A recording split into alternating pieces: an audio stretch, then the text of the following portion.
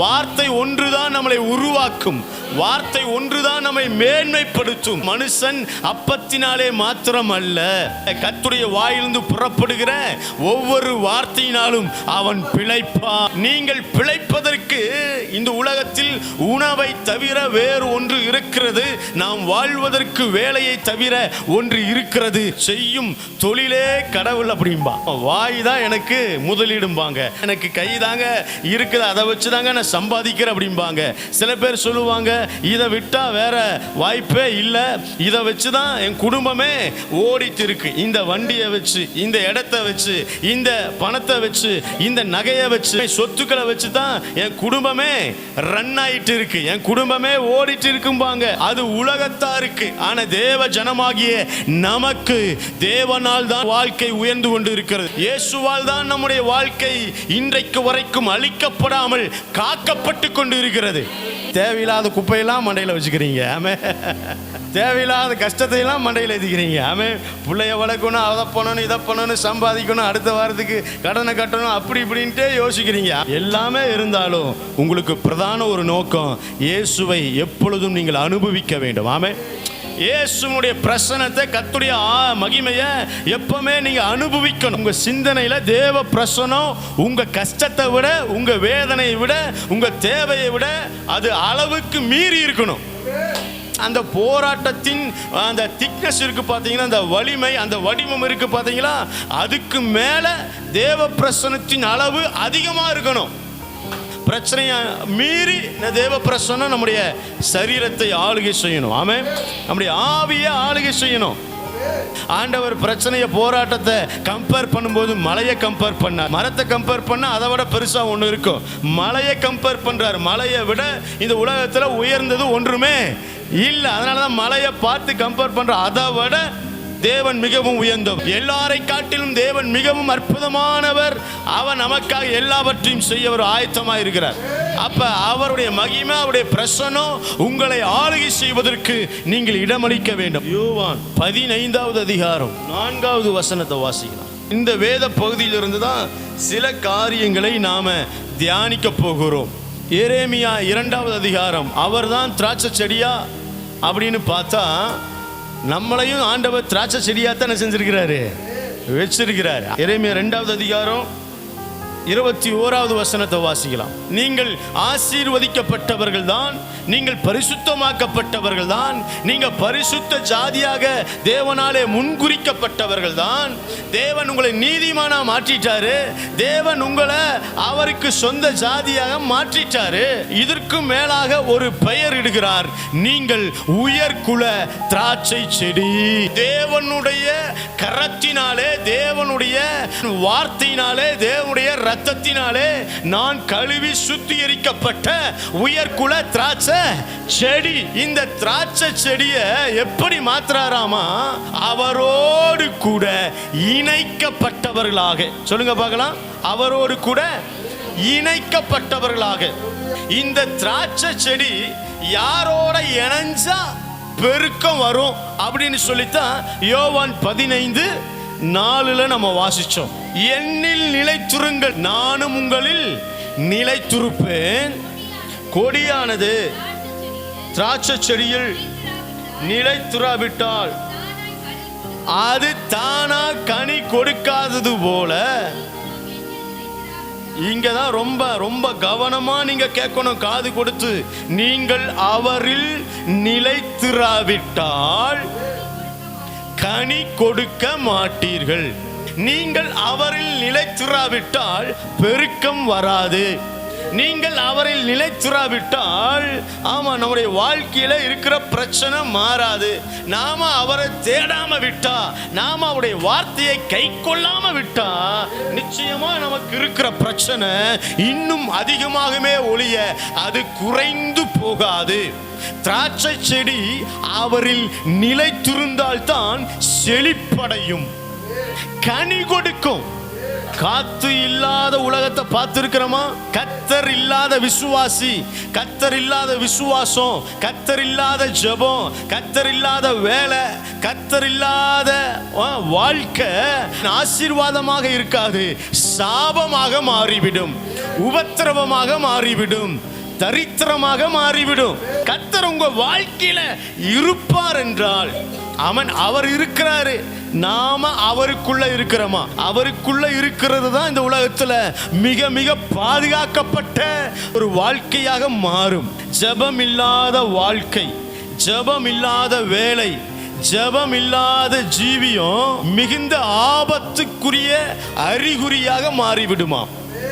இயேசு உங்க பக்கத்தில் இல்லைன்னா பிசாசு நீங்க ஜெபிக்கிற ஜெபத்தை விண்ணப்பத்தை எல்லாம் ஆண்டவருக்குள்ள நிலைச்சிருந்து நீங்க செய்யாம இருந்தா, நீங்க ஆண்டவருக்குள்ள நிலைச்சிருந்து ஆண்டோடைய வார்த்தையின்படி செய்யாம நீங்க செய்கிற ஜெபத்தை பிசாசு கேலி பண்ணுவானா? நீங்க செய்கிற வேலையில இயேசுவுடைய பிரசன்னத்தின்படி தேவ வார்த்தையின்படி செய்யாம தேவனுடைய மனிதனாக முழு உருவத்தை நீங்கள் பெறாமல் நீங்கள் எந்த வேலையை செய்தாலும் பிசாசு உங்களை கேலியும் கிண்டலும் தான் செய்வான். ஆனா இயேசு உங்க பக்கத்தில் இருந்தா, நீங்கள் தேவனுக்குள்ளாக நிலைத்திருந்தால், நீங்கள் தேவனுடைய பிரசன்னத்திலே நீங்கள் மகிழ்ந்திருந்தால், நீங்கள் செய்கிற சின்ன ஜெபத்தையும் கண்டு பிசாசு நடுக்கம் கொள்ளுவான்.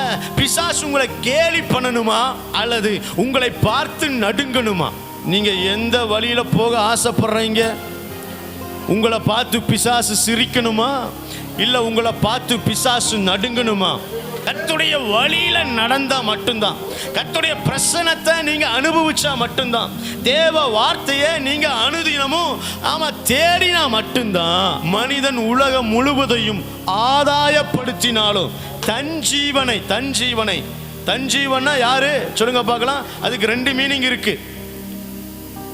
உலகம் முழுவதையும் மனிதன் ஆதாயப்படுத்தி கொண்டாலும் தன் ஜீவனை சொல்லுங்க பார்க்கலாம். யாரு ஜீவனை? இப்ப உங்களுக்கு ஜீவன் யாரு? இயேசுதான் வழியும் சத்தியமும் ஜீவனுமா இருக்கிறேன், நானே உயிர்த்தெழுதலும் ஜீவனுமா இருக்கிறேன் என்று கர்த்தர் சொல்கிறாரு.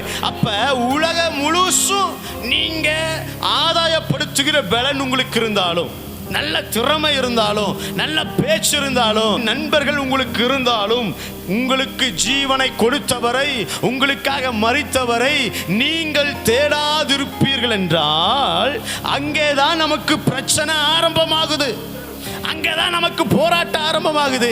நிலைச்சிருக்கலையேப்பா, ஒன்னும் நினைக்கணும் அல்லது நிலைத்து இருக்கணும், ரெண்டுமே என்ன செய்யறதில்ல, செய்யறதே இல்லை. பெருக முடியாம குறுகிட்டு இருக்கிறோம், தேஞ்சிட்டு இருக்கிறோம். சில பேருக்கு நம்பிக்கை நிலா மேல, தேஞ்சு வருகிற நிலாவில விசேஷம் வச்சா இவன் என்ன செஞ்சிருவான், தேஞ்சு போயிடுவானா? வளர்ந்து வருகிற பிறையில விசேஷத்தை வச்சா இவனு என்ன செய்வானா, வளருவானா? பக்கத்தில் பார்த்து சொல்லுங்க, பேய் தான் அந்த பொல்லாத நினைவு கொடுக்கிறான். அவன் வளர்ந்து வருகிற பிறையும் தேய்கிற பிறையும் கணிக்கிற தெரிந்த அளவுக்கு இன்றைக்கு அவன் தேவனை சார்ந்து கொண்டு வாழ வேண்டும் என்கிற எண்ணம் இன்றைக்கு உலகத்தில் குறைந்து போய்விட்டது. காலையில் விடியாமலையா போயிரும், காலையில எந்திரிக்காமையா நான் போயிருவேன், காலையில அந்த பிரச்சனையை நான் பார்த்துக்கிறேன், காலையில இந்த போராட்டத்தை நான் பார்த்துக்கிறேன், இந்த இரவுல நான் என்ன செய்வேன் அப்படின்னு சொல்லி நம்ம இருக்கவே கூடாது. பாருங்க, எருசலேம் வீதியிலே சிலுவையை சுமந்துட்டு போகும்போது எனக்காக நீ அழ வேண்டாம், உனக்காக உன் பிள்ளைகளுக்காக நீ அழு. நிலைத்திருந்தா தான் நம்ம செய்கிற காரியத்தை கர்த்தர் வாய்க்க பண்ணுவார். அவரோட கூட இணைஞ்சிருக்கணும், அவர் இல்லாம எதையும் செய்ய முடியாது. நிலைத்துரு என்கிற வார்த்தைக்கு ரெண்டு அர்த்தங்கள் இருக்கு. ஒன்று ஒத்துப்போ, இரண்டாவது பின்பற்று.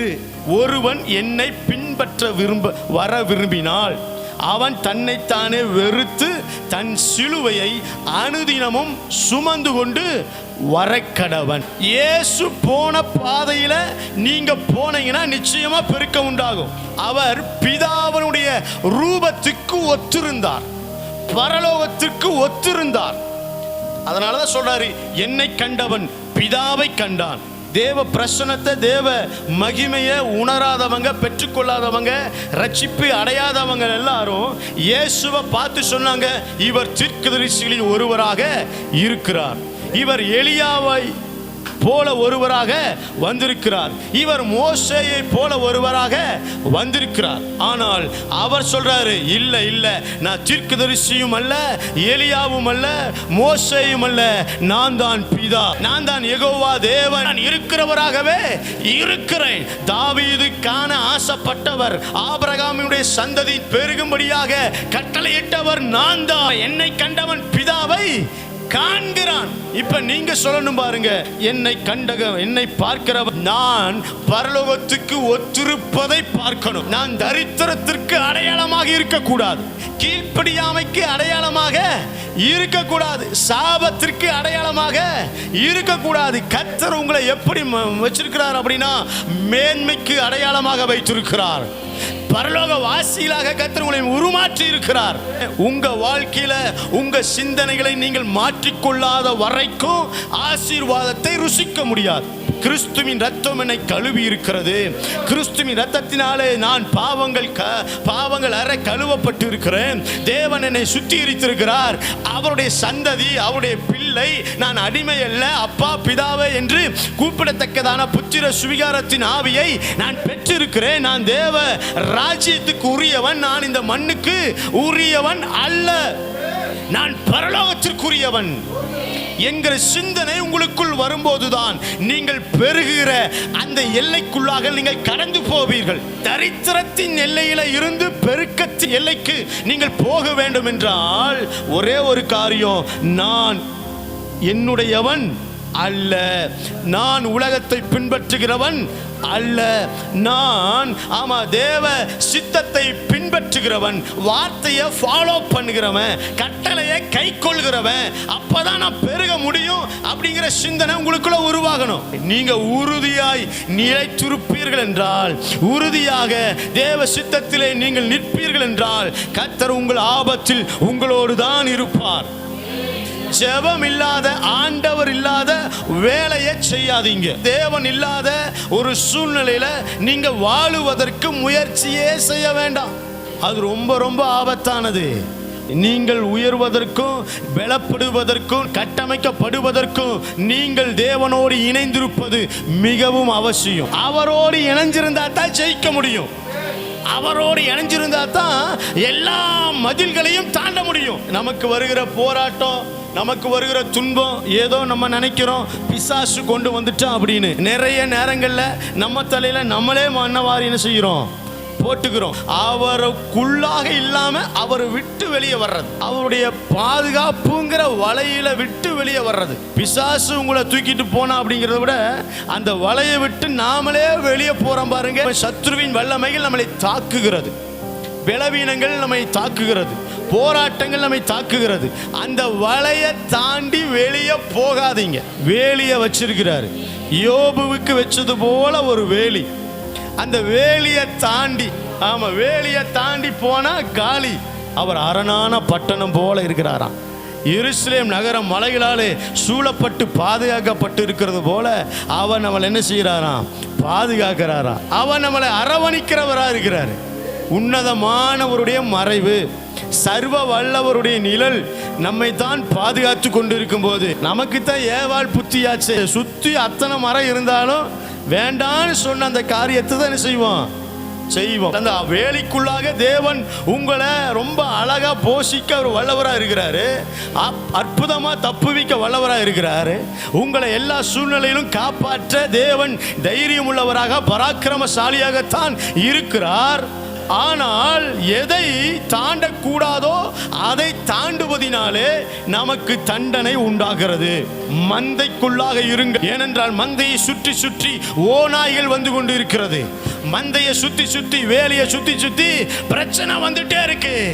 ஆனா கர்த்தர் கரம் உங்களை பாதுகாக்க வேண்டும் என்றால், கர்த்தர் கரம் உங்களை தப்புவிக்க வேண்டும் என்றால் அவருக்குள்ளாக நிலைத்திருங்கள். நீங்கள் மிகுந்த ஆசீர்வாதத்தை ருசிப்பீர்கள். நமக்கு வருகிற பிரச்சனைக்கு என்ன காரணம் அப்படின்னு சொல்லி ஒரே ஒரு வசனத்தை மட்டும் நம்ம வாசிக்க போகிறோம். எரேமியா 2வது அதிகாரம் 17வது வசனத்துல, உன் தேவனாகிய கர்த்தர் உன்னை நடத்தி கொண்டு போகும் காலத்தில் நீ அவரை விட்டு போகிறதினால் தான் அல்லவோ இந்த காரியத்தை நேரிட பண்ணினாய். பிரச்சனைகளுக்கு காரணம் என்ன தெரியுங்களா? நம்மளை நடத்தி கொண்டு போகிற தேவனை விட்டுட்டு போறதான் பிரச்சனையே. ஏன் பேய் வருது, ஏன் பிரச்சனை வருது, ஏன் போராட்டம் வருது, ஏன் கண்ணீர் வருது, ஏன் இன்னும் நம்ம வாழ்க்கையில இருக்கிற உபத்திரவங்கள் மாறாமல் இருக்கிறது?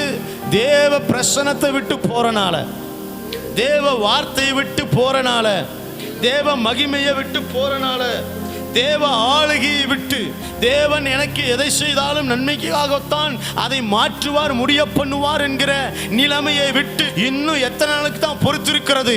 நான் வேகமா என்னுடைய சுய கரத்தினாலேயே எனக்கான வாய்க்கால்களை நான் வெட்டி கொள்கிறேன், எனக்கான துறவுகளை நானே வெட்டி கொள்கிறேன், எனக்கு பலன் இருக்கிறது என்று சொல்லி நாம் தைரியம் கொண்டு இந்த முடிவை எடுத்து தேவனை விட்டு விலகி செல்வதனால் சில போராட்டங்கள் இன்னும் நம்மளை நோகடித்துக் கொண்டே இருக்கிறது. உங்க பிரயாசத்தை நீங்கள் விருதாவாக அனுபவிக்காமல் ஐயோ என்று நீங்கள் கூக்குரலிடாவதற்கு முன்பாகவே தேவனுடைய சத்தத்திற்கு கீழ்ப்படிந்து நிலைத்திருப்பீர்கள் என்றால் மிகுந்த பலனுக்கு ஏதுவான அந்த விசுவாசம் நீங்கள் எண்ணுகிறபடி, நீங்கள் விரும்புகிறபடி உங்களுக்கு சகல காரியத்தை உங்கள் பக்கத்தில் கொண்டு வரும். அவர்தான் யெகோவா ராஃபா, சுகம் தருகிறவர். அவர்தான் யெகோவா ஈரே, பார்த்துக் கொள்கிறவர். யெகோவா சம்மா, கூட இருக்கிறவர். சாலோம், சமாதானம் தருகிறவர். இந்த தேவனை வைத்து உங்கள் வாழ்க்கைக்கான மொத்த சகல ஆசீர்வாதத்தையும் நீங்கள் பறித்துக் கொள்ளுங்கள். இந்த ஒரு வழியை நீங்கள் பயன்படுத்தி உங்களுக்கான உயர்வுக்கான, உங்களுடைய தேவைக்கான, உங்களுடைய ஜெபத்திற்கான, உங்கள் விண்ணப்பத்திற்கான பதிலை தேவனுடைய சமூகத்தில் இருந்து நீங்கள் எடுத்துக் கொள்ளுங்கள். ஆண்டவர் தரும்போது பிசாசு தர்றது நமக்கு எதுக்கு? ஆண்டவரே தர்றாரு. அவர் தரும்போது பிசாசு தர்றது எதுக்கு? அவர் நம்மளை போஷிக்கும் போது நீ எதுக்குடா சாப்பாடு கொடுக்குற? ஆண்டவர் அப்பதான் கேட்டாரு. 40 நாள் வனாந்திரத்தில் ஆண்டவர் உபவாசம் இருக்கும்போது பிசாசு வந்து இந்த கல்லுகளை அப்பமாய் மாற்றி நீ சாப்பிடும்போது அப்ப ஆண்டவருக்கு கோபம் வந்திருக்குமா, வந்திருக்காதா? உனக்கு எனக்கு சம்மதமே இல்லை, அந்த அப்பத்தையும் கொடுப்பேன், ஆமென், கூட கொஞ்சம் வசத்தையும் கலந்து கொடுத்துட்டீங்கன்னா முடிஞ்சுதா? தரிசனம் கெட்டுச்சா? பிசாசு அப்படித்தான், செல்வத்தை கொடுப்பான், எல்லாத்தையும் கொடுப்பான், உலகத்தை, தேவனை விட்டு எல்லாமே வரும், கூட ஆபத்தும் சேர்ந்து வரும். ஆனால் ஆண்டவர் சொன்னார் தெரியுமா? மனுஷன் அப்பத்தினாலும் மாத்திரமல்ல, வாயிலிருந்து புறப்படுகிற ஒவ்வொரு வார்த்தையினாலும் பிழைப்பான். நீ எனக்கு சாப்பாடு கொடுக்க தேவையில்லடா. அதே போல ஒரு பிடிவாதம், தேவனை தவிர வேற எந்த கரம் என் வாழ்க்கையில கொடுத்தாலும் அந்த கரத்தை நான் தட்டி விடுவேன். தேவன் கொடுக்கிற கரத்தை நான் மிகுந்த ஆவலோடு அதை வரவேற்றுக் கொள்ளுவேன். அதுக்கு நான் ஒத்துருப்பேன், அதுக்கு நான் அவரை பின்பற்றுவேன். இன்னொரு அர்த்தம் இருக்கு, நிலைத்திரு அப்படிங்கிற வார்த்தைக்கு பொறுத்திருன்னு அர்த்தம். பொறுமை தான் நமக்கு என்ன செய்யறது இல்லை, இருக்கிறதே இல்லை. எடுத்து வாசிக்கலாம். எரேமியா 2வது அதிகாரம் அந்த 18வது வசனத்தை வாசிங்க. தண்ணீரை குடிப்பதற்கு எகிப்துக்கும் அசிரியாவுக்கும் போறனால உனக்கு பிரயோஜனம் என்ன? பொறுமையா இல்லாம அவசரப்படுவது. ஆண்டவர் கண்மலையை பளந்து தண்ணீரை கொடுப்பார்னு சொல்றோம். ஆண்டவர் என்னுடைய வாழ்க்கையில எல்லாவற்றையும் நேர்த்தியாய் சந்திப்பார் என்கிற விசுவாசம் நம்முடைய உதடுகளிலே இருந்தாலும், உள்ளத்துல இருந்தாலும், ஆனா சில நேரங்களில் பொறுத்திருக்கிறதே இல்லை. அவசரம். ஆமா, ஊர்ல இருக்கிறவெல்லாம் கேள்வி கேட்கறான்னு சொல்லி அவசரப்படுறது, சொந்தக்காரங்க கேட்டுட்டே இருக்கிறாங்கன்னு சொல்லி அவசரப்படுறது. தேவனுடைய சித்தத்திற்கு, பிரசன்னத்திற்கு முரணாக எதையும் நாம் சிந்திக்கவே கூடாது. உங்க உயர்வுக்கு முரணாக இருக்கிற எந்த காரியத்தையும் நாம் என்ன செய்யக்கூடாது, சிந்திக்கவே கூடாது, அதில் நிலைச்சிருக்கவே கூடாது. அது ரொம்ப நேரம் திங்க் பண்ணிட்டே இருக்காதீங்க. உங்கள் மண்டைகளை போட்டு, உங்கள் தலையில் போட்டு, உங்கள் சிந்தனையில் போட்டு அது ரொம்ப ஓவராக திங்க் பண்ணிட்டே இருக்காதீங்க. எகிப்தை திங்க் பண்ணாதீங்க, அசீரியாவை என்ன செய்யாதீங்க, திங்க் பண்ணாதீங்க. உங்களுடைய உயர்வுக்காக ஏதோ ஒரு பாதையை நீங்களே தேர்வு செய்யாதீங்க. கர்த்தர் வாசல்களை அவர் ஆல்ரெடி போட்டுட்டாரு. அந்த பாதையில நடப்பதற்கு இந்த உலகத்தில் இருக்கிற ஜனம் மிகவும் கடினமான பாதை என்று சொல்கிறது. ஆனால் தேவன் நமக்கு அதை எளிதாக்கி கொடுத்திருக்கிறார். இந்த உலகத்தில் உயர்வடைவதற்கு அநேகர் கஷ்டப்பட்டு இருக்கலாம். ஆனால் தேவ பிள்ளைகளாகிய நமக்கு வேதம் சொல்லுது, உங்கள் விசுவாசமே உலகத்தை ஜெயிக்கிற ஜெயம். போராட்டத்தை ஜெயிக்கணுமா, பிரச்சனையை ஜெயிக்கணுமா, இந்த உலகத்தை ஜெயிக்கணுமா, பாவத்தை ஜெயிக்கணுமா, பிரச்சனைகளை ஜெயிக்கணுமா, உங்க விசுவாசத்தை துவக்கிற இருக்கிற ஆண்டவரோடு நீங்கள் இணைந்து கொள்ளுங்கள். உங்கள் நம்பிக்கையை பூர்த்தி செய்கிற ஆண்டவர், உங்க விருப்பத்தை கனப்படுத்துகிற ஆண்டவர், உங்க கண்ணீரை துருத்திய ஏந்தி கொள்கிற ஆண்டவர், அந்த தேவனை நீங்கள் சார்ந்து கொள்ளுங்கள், நிலைத்திருங்கள். நிச்சயமாக நினைத்தது நிறைவேறும். கைகளை திடப்படுத்துகிறார், தள்ளாடுகிற முழங்கால்களை பலப்படுத்துகிறாராம். அப்ப உங்க கைய தேவனோடு கூட இணைச்சிருங்க, கால்களை தேவனோடு கூட இணைத்திருங்கள்.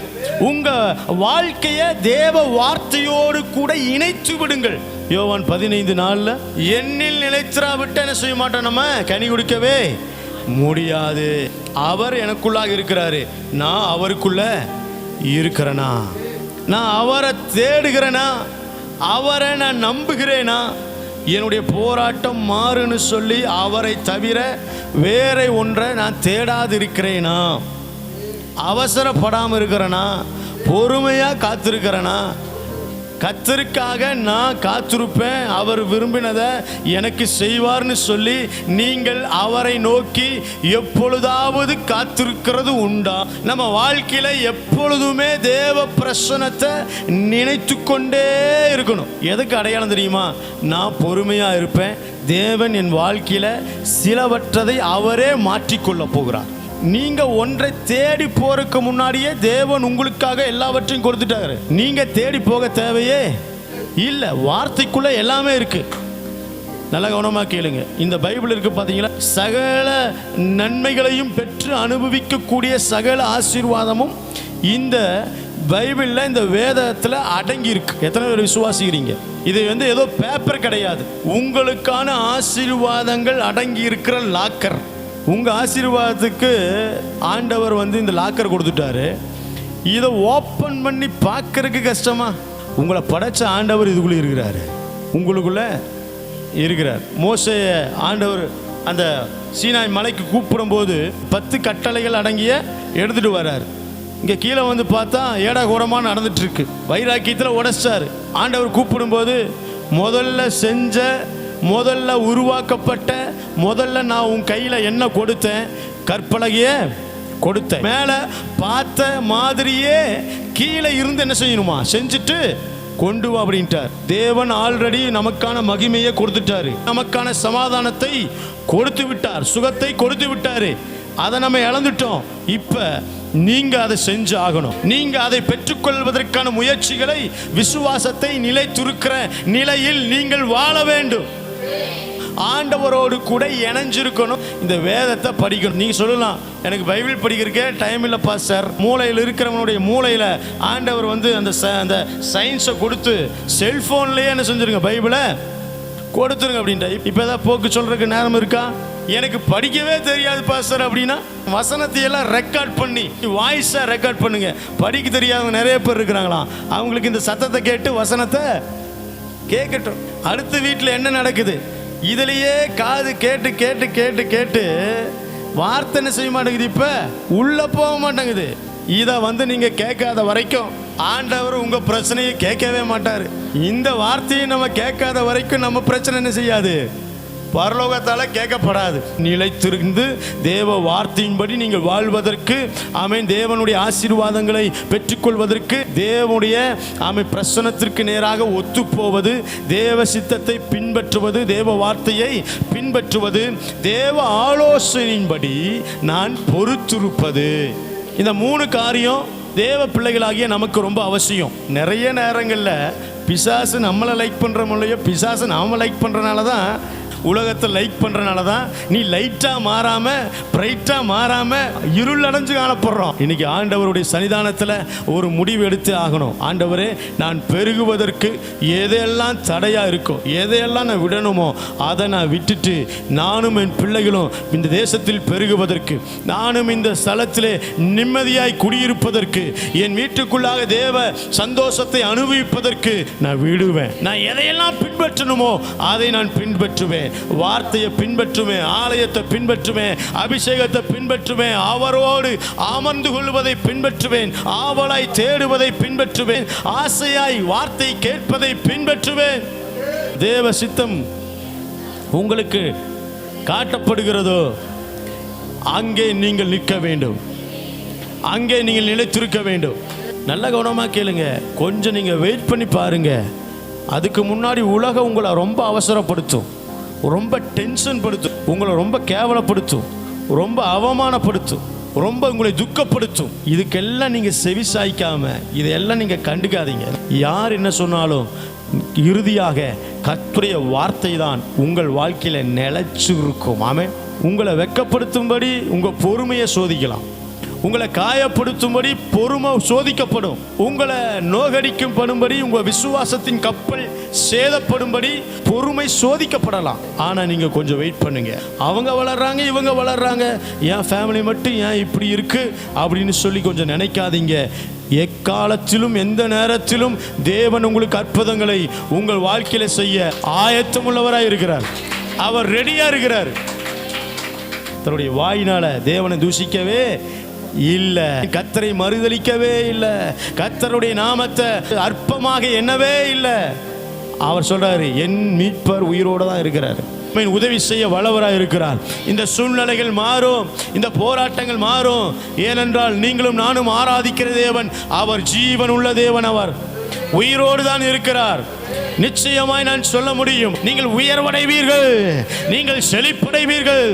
நிச்சயம் உங்கள் தலை உயர்த்தப்படுங்க, உயர்த்தப்படும்.